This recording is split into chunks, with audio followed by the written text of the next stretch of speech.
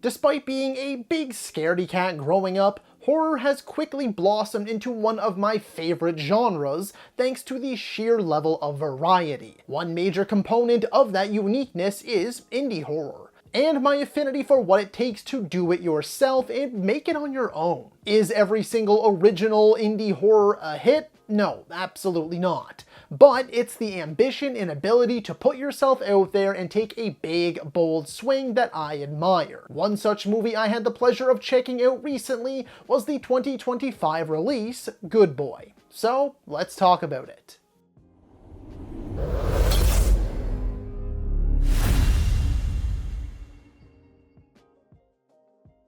Hello ladies and gentlemen, and movie lovers of all kind, and welcome back to the channel. As always, I am your host, Brett Murphy, and for today's video, I am going to be breaking down my full thoughts on Good Boy. Before I hop into the actual video itself, I just wanted to let you all know that I have carefully curated playlists for every type of video I do, be it video essays like this one, ranking videos, top 10s, versus videos, and so much more. There is a playlist for all, so I encourage you to explore the channel, and I guarantee you'll find something you like. And if by some chance you don't, then feel free to suggest something you might like. And so without further ado, let's hop right into things.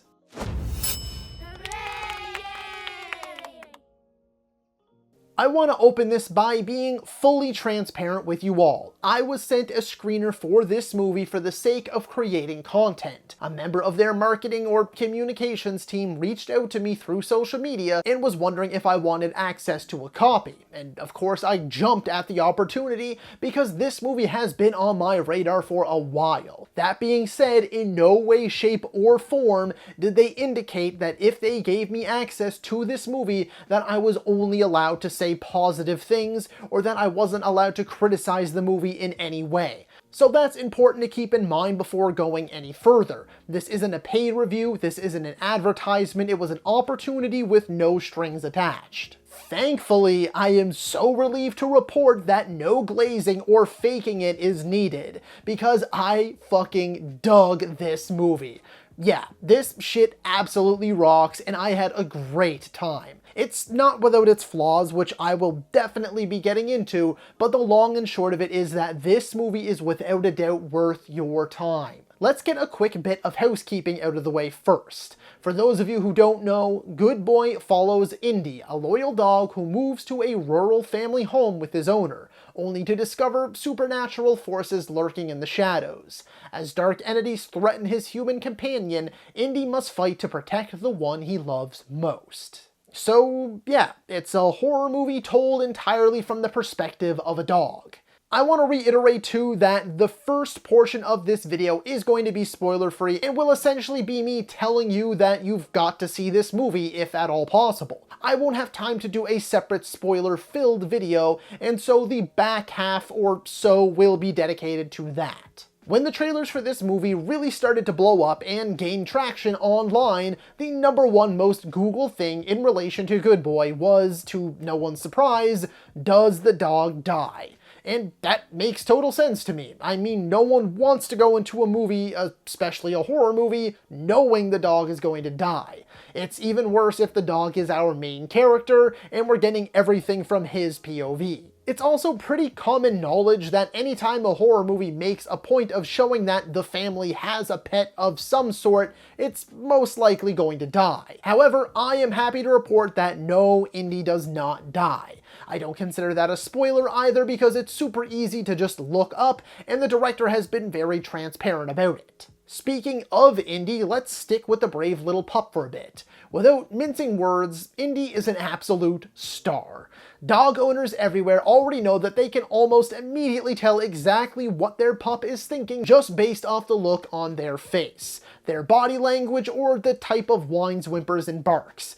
But here, captured so closely and personally, it feels like we can read Indy's thoughts and feel his feelings. And that's all without any sort of computer-generated enhancements that I'm aware of. Indy is just a naturally expressive dog, and his owners knew exactly what to do to get him to emote the way they needed him to. Now is also a good time for me to point out that Indy is the dog of director, co-writer, producer, and cinematographer Ben Leonberg, and his wife/producing partner, Carrie Fisher.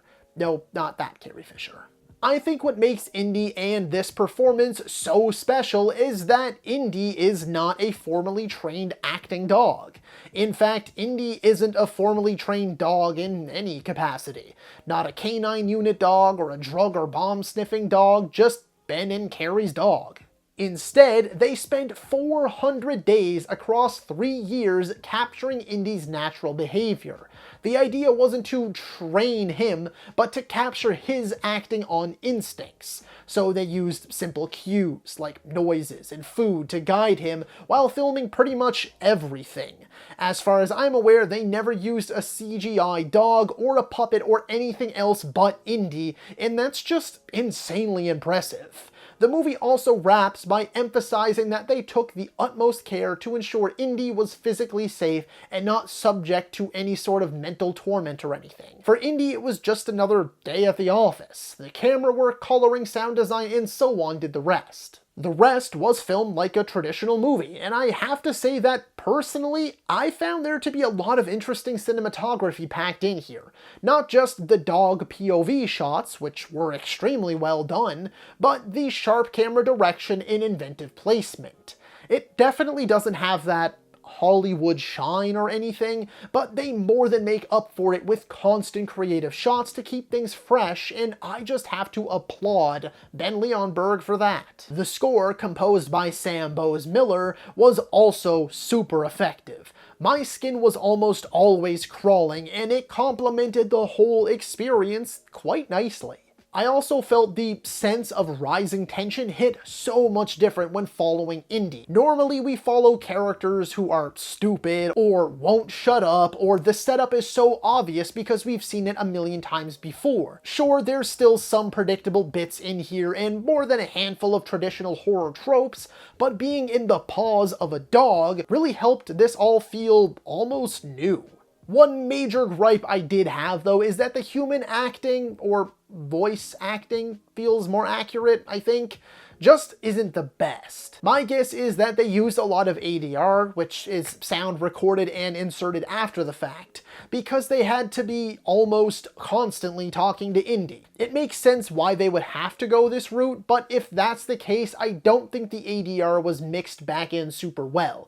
It feels very clean and separate from the rest of the sound in the movie, and I found that to be distracting at times. Elements like that, mixed with some scenes that were a little too dark, sort of pulled me out of the experience. I get it, they didn't have an unlimited budget, it is an indie movie made by folks who are relatively new, if not brand spanking new to the industry, and so stuff like this was inevitable. But that doesn't mean that I can't mention it. Now with all of the technical stuff out of the way, how was the story, the pacing, and all of the other stuff meant to actually keep the viewer engaged? The setup for the story is really simple, and something we've seen a million times before. Basically, this guy, Todd, who just struggles with mental health issues and just got over a serious illness, I'm assuming cancer, moves to his deceased grandfather's remote home. Everyone thinks it's a bad idea because of his mental and physical health issues, and his grandfather also mysteriously dying there. Surprise, surprise, it is a bad idea and bad shit happens. That being said, I honestly found the mystery to be pretty engaging. Again, acting wasn't great from the humans, but the whole what happened to Grandpa stuff and us trying to figure out what's haunting or residing in this place was intriguing. The pacing works both in the movie's favor and against it. On the one hand, it is a brisk 72 minutes, so it's a super easy watch whether you're enjoying the movie or not. On the other hand, it's only 72 minutes, and so it skips over a lot of stuff that I think could have elevated it even further. Having said that, a lot of details are left purposefully vague since, we're witnessing all of this from the perspective of a dog. Not everything gets answered by the end, and I thought that was a mostly good thing. It doesn't feel the need to spell every little thing out and spoon feed us stuff that's not really necessary given the context of the film. Do I wish we got a bit more of some elements? Yes. But I'm also okay with knowing too little instead of too much. Plus, it's already kind of working in its favor since it has me scrawling down notes, wondering, speculating, and theorizing about it all. Not to mention, it's not just a jump scare fest either. Don't get me wrong, there are some superb jump scares in here that got me pretty good, but the movie has some fantastic tension building and a ton of heart. At the core of it, it's about our connection with our pets. In this case, a sick man and his dog. It's about their loyalty and love, their reliance on us and our reliance on them. We need each other, and as a huge animal lover, both cats and dogs, especially seeing as how I own both, this movie really struck a chord with me. I connected with it in a way I really wasn't expecting, and so with that in consideration, paired with the unique idea, strong direction, and brisk runtime, I can without a doubt recommend this to just about everyone, and am fully confident in saying this is one of the most original indie horrors I've seen in years. Plus, what's the worst case scenario here? The movie is just barely over an hour, so at most you're losing 72 minutes of your life. I'm sure you've spent more time on worse things, and at the very least, you're supporting indie horror. We need more original things like this, and the only way we get it is by showing up when and where we can. So now, for some spoilers.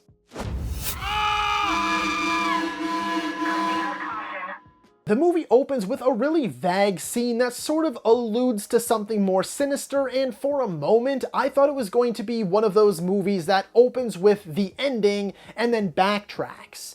Instead, it seems more like something happened to Todd that is linked to the illness he didn't know he had. From there, we get a little montage showing Todd and Indy's journey so far.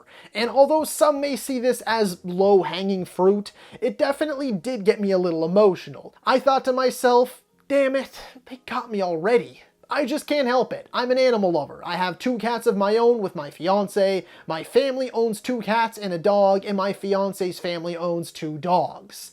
I love house pets, and don't view them as simply pets, but extensions of the family. So seeing Indy and Todd's journey together through thick and thin, all the ups and downs of life, really puts things into perspective right away. Anyway, there were definitely a few scenes in here that spiked my temper a bit. There's a bit where Todd sort of shoves Indy away that had me up in arms, even though I know the pup was actually completely safe, but just Todd being a dick while Indy is worried about him pissed me off. Then, when Todd is cleaning Indy up after finding him in the basement, he accidentally spits up a bunch of blood on him, and then don't even get me started on the final act where a possessed or partially possessed Todd ties Indy up outside, leaving him crying in the pouring rain in the dead of night. Of course, that portion of the movie just makes me hate people who leave their dogs outside in those conditions even more. Fuck those people. I'm sorry, but I'll likely go on a few rambles or tangents as someone who takes animal cruelty shit very seriously. Indy crying after Todd leaves and then waiting in the window all day hurt my heart. That's such a real thing too. For most pets, at least all of the ones that have been a part of my life, that's exactly how they behave when they're left home alone. All they'll really do is wait or sleep. And even when they do sleep, if they hear cars or people going by, they perk right up. This small portion really helped increase the movie's authenticity for me. The movie also really plays up the long-running theory that dogs can see and sense things that people just can't. It's also a very common trope in movies, but this time around it feels far more authentic. It's not a dog barking at a dark corner or at a Terminator. It feels very genuine. Multiple times throughout the movie, we're thrust into Indy's dreams or see Indy's visions during blackouts, like when Indy is grabbed in the garage and awakens in the basement. We're right there on the journey with him, even if it's all in his head. Speaking of Indy's little abduction blackouts, yes, I do in fact feel even worse for a dog going through this stuff than a human because they just don't understand things like we do. They don't understand the danger, they're just curious and loving, and so when bad shit starts happening, they don't have the capacity to connect the dots like us. At least like real people, because obviously most horror movie characters are dumb as hell. Indy is taken and appears in the basement soaking wet, covered in black gunk, and scared, and this comes right after Indy witnesses the previous owner's death or possession through some sort of vision. One bit that I thought could have used more love was what exactly happened or is happening to Todd. This is what I was referring to that could have elevated the movie that little bit more, but the runtime didn't really allow for it. I get it. The movie is all from the dog's perspective, but Todd just sort of leaves the house one day, then comes back later that night with a band-aid on his arm and a cough, and suddenly he's becoming possessed or whatever. We know that whatever illness he has is coming back, but is him having some form of cancer related to this whole thing, or just running simultaneously to the haunting? Does the cancer make him more vulnerable? Does it come back after the possession starts, or is it brought on by the haunting? I could have used a bit more build-up rather than he just gets back home and everything is in full swing now. One scene in particular that really stuck out to me was the whistling scene. Though it wasn't hard to decipher that a jump scare would be coming, the build-up was top-notch, and the actual scare wasn't your average high-pitched noise and in-your-face monster. It was a little more subtle than that, and it rattled me pretty darn good. Another thing I was sort of glad got left unanswered, but I wouldn't have hated knowing more about, is why is this entity thing or things so afraid of dogs? Are dogs its weakness? Can dogs see or sense it and that's why it hates them or feels threatened by them? If it can grab Indy like it clearly can at times, why not just kill the dog? If you think about it too much, it creates some small holes, but it doesn't derail the whole experience. I also couldn't really understand at the end whether Todd was possessed or under some sort of influence when he was such an ass to Indy and left him outside. There was the scene when he was sort of attacked in the room before the bedroom that we saw, and so I thought maybe the possession was in full swing. But when we cut back to him in the house, he's coughing up blood and acting normal enough, freaks out and tries to close the door when he sees the entity and begs Indy for forgiveness when Indy gets back inside. The last thing I'll touch on is the cool twist toward the end before the basement scene. Yeah, I thought it was pretty neat, but also, what? Was he dead? Is Indy dead? How much of this was just in the dog's head? Can the dog see spirits? Does the entity not actually want anything to do with Indy? It definitely left me with some questions. But I was sort of left feeling like it was a twist for the sake of a twist, and I'm not sure it made all that much sense. Again, did he die of natural causes? Did the entity have anything to do with his illness? Was he ever possessed at any point? So it leaves things a little more vague than I would have liked, but I guess I can't have my cake and eat it too, because in most cases, I would rather know too little than too much. And I know I already said that, but it's just the truth. The last thing I want to say about the movie is that pets really are the best, aren't they? Even after Todd got mad at Indy and shoved him away, even after Indy was tied up and left outside in the night, in the rain, he still does everything he can to get back to Todd and save him. Literally, right to the bitter end when Todd, or Todd's spirit, gets dragged down the basement and into the mysterious tunnel thing, Indy was still there. Fighting, pulling, doing whatever he could to save Todd, and I just thought that was so damn beautiful and incredibly heartbreaking. The movie ending with Indy reluctantly leaving the basement as he waited for who knows how long for Todd to get back was a total gut punch. But at least he made it out of the movie, and the closing credits are split with a shot of Indy living his best life in Todd's sister's back seat with his head out the window. Good boy. So that is all for today's video, folks. Be sure to let me know down in the comments below if you agree or disagree with my take on this particular topic. While you're at it, don't forget to let me know your thoughts on Good Boy. Was this already on your radar? Have you had the chance to see it? Would you if it came to your local theater? And what other 2025 indie horrors are you looking forward to checking out? Comment below and let me know.